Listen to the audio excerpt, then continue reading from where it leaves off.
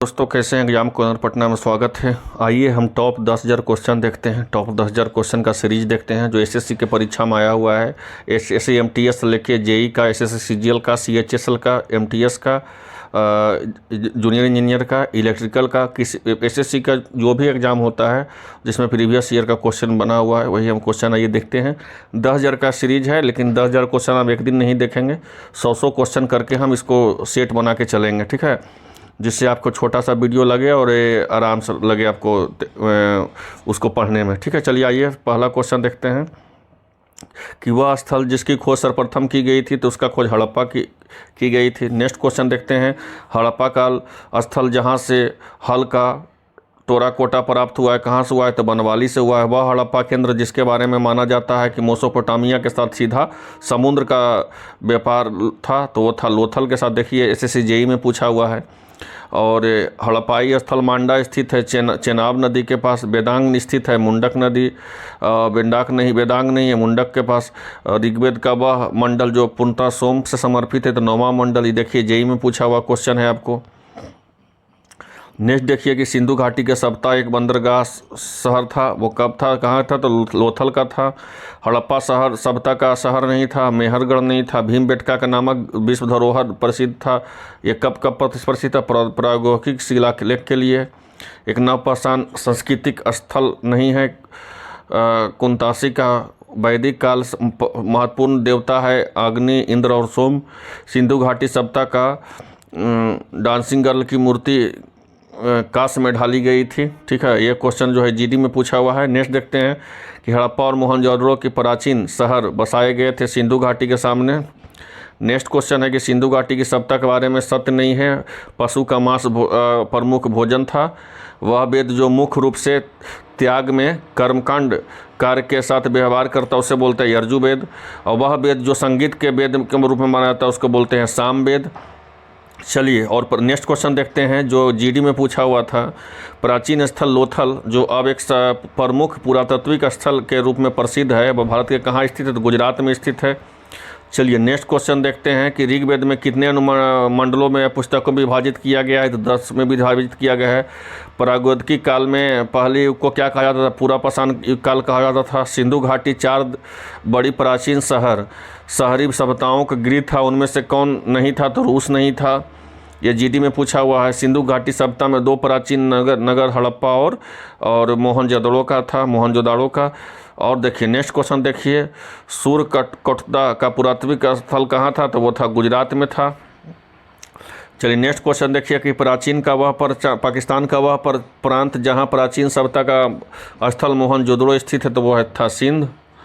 चलिए नेक्स्ट देखते हैं कि वह स्थान जहाँ पे पुरातात्विक का 5 जंगली कुत्तों और 12 सिंगों की सिंग अवशेष प्राप्त हुआ है तो वो था बुर्ज होम में। ये एसआई सीपीयू में पूछा हुआ है।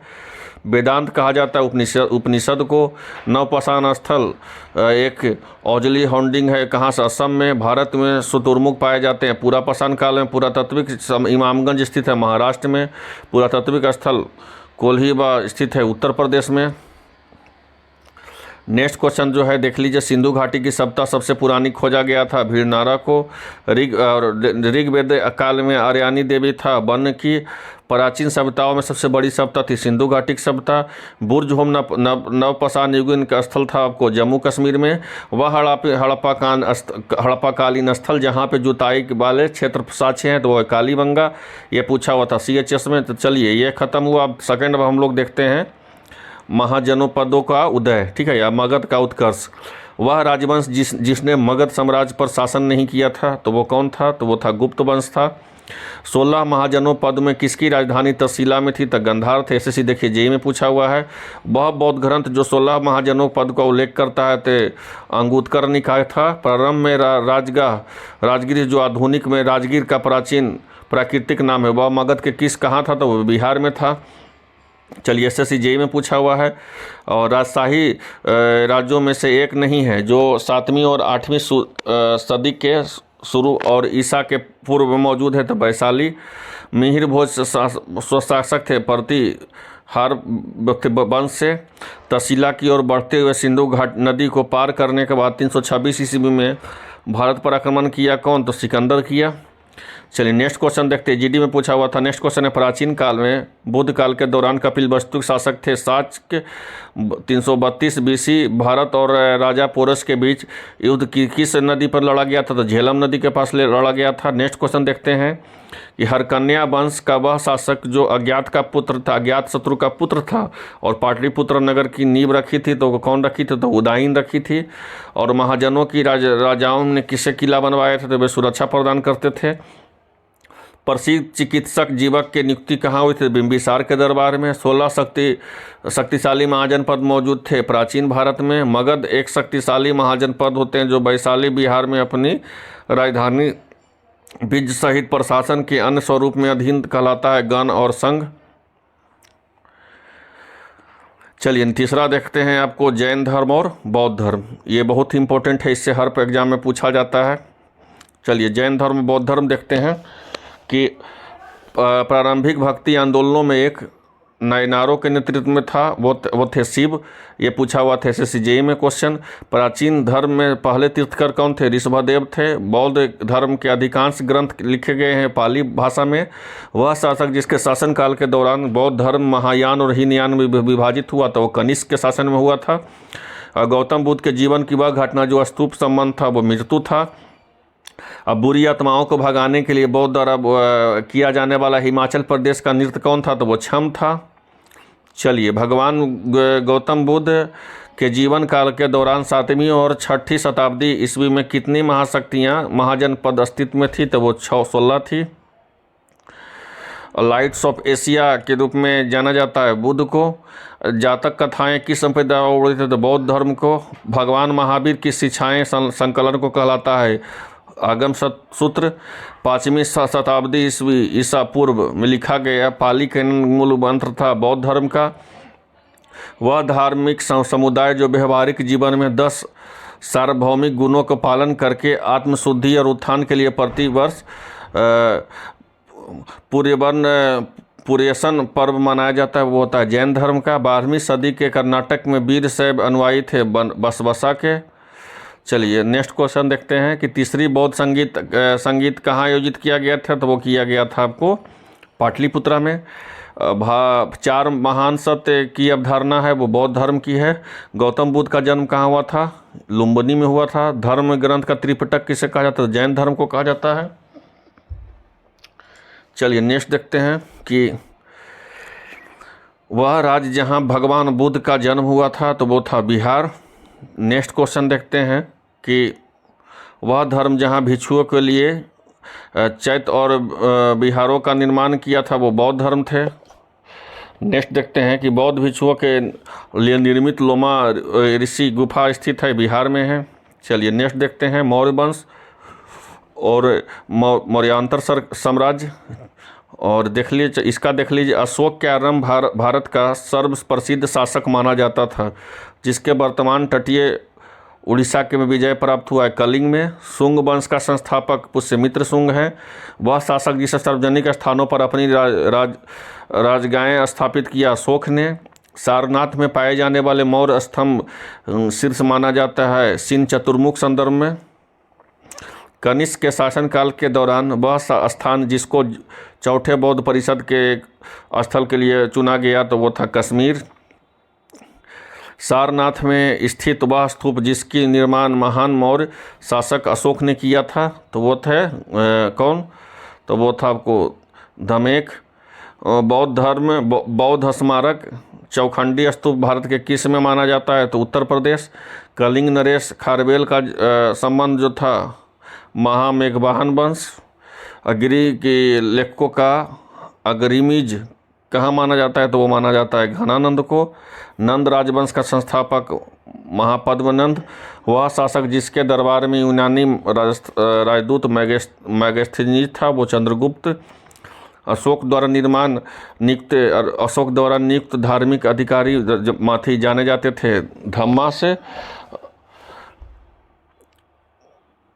धम्मा महामाता से। मौर्य साम्राज्य की राजधानी थी पाटलिपुत्रा। बौद्ध धर्म में महाबोधि मंदिर परिसर के पहला मंदिर बनाए गए अशोक द्वारा। चलिए नेक्स्ट देखते हैं कि नेक्स्ट क्वेश्चन है कि चंद्रगुप्त मौर्य ने मौर्य साम्राज्य की स्थापना की थी आपको नंदों के हराकर। भारत में वैष्णववाद की वृद्धि का परिणाम हिलोत्सक को स्तंभ माना जाता है विदिशा शहर में। चलिए नेक्स्ट देखते हैं कि घनानंद को हराकर मौर्य साम्राज्य की स्थापना कौन किए थे, तो वो चंद्रगुप्त किए थे। और चंद्रगुप्त बन के बाद राजा बनने वाले उनके पुत्र का नाम समुद्रगुप्त था।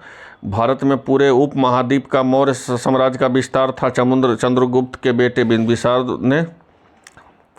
अशोक ने शिलालेखों में किस लिपि में सबसे अच्छे उदाहरण मिलते हैं, तो ब्राह्मी लिपि। वह शासक जो यहुजी खानाबदोश लोगों के निकट था वो था दिन्नाग। वह राजा जिसने उड़ीसा में उदयगिरी की पहाड़ियों को हाथी गुफा के शिलालेख उत्तीर्ण कराया उसको खारवेल बोलते हैं। मौर्य प्रशासन के अंतर्गत सीताध्यक्ष अधिकारी थे कृषि। उड़ीसा में जौगढ़ में स्थित ऐतिहासिक है अशोक के शिला अभिलेख स्थल।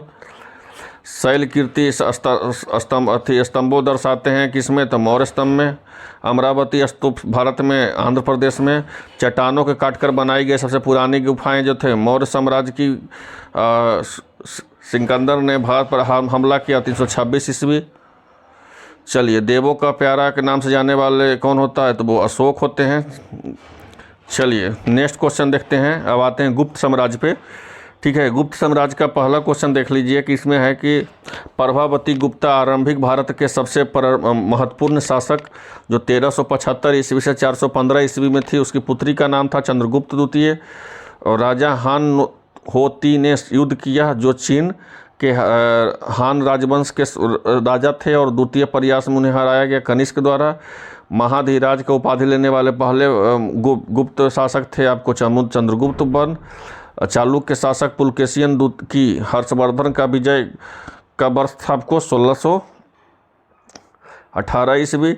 गुप्त वंश का अंतिम शासक विष्णुगुप्त। चीनी यात्री सुंग यून भारत कब आया, तो 518 ईस्वी।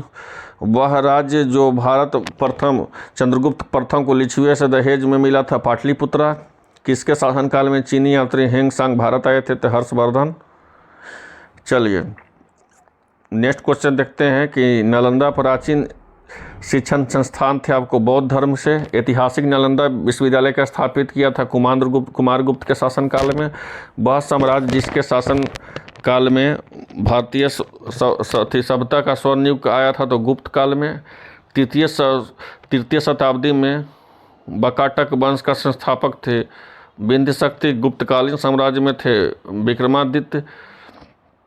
पिकाक टापू मंदिर कहाँ स्थित है आपको, उमनाद मंदिर में। गुप्त काल के दौरान सोने के सिक्कों को पुकारा जाता था दिनार के नाम से। वह राजा जिसके दौरान चीनी यात्री, ठीक है ना, जुआनजैंग भारत आए थे, तो उनका वो कब आए थे, तो वो हर्षवर्धन के काल में आए थे। 1618 ईस्वी सी में हर्षवर्धन को हराया था पुलकेशन द्वितीय था। तो यह था महत्वपूर्ण। नेक्स्ट जो है राजपूत काल देखेंगे नेक्स्ट वीडियो में। उम्मीद करते हैं वीडियो अच्छा लगा होगा। 10,000 का एकदम 10,000 क्वेश्चन का एकदम सेलेक्टिव है, ठीक है ना, जो आपके एग्जाम में बहुत ज़्यादा इंपॉर्टेंट होगा। चलिए मिलते हैं नेक्स्ट वीडियो में। धन्यवाद।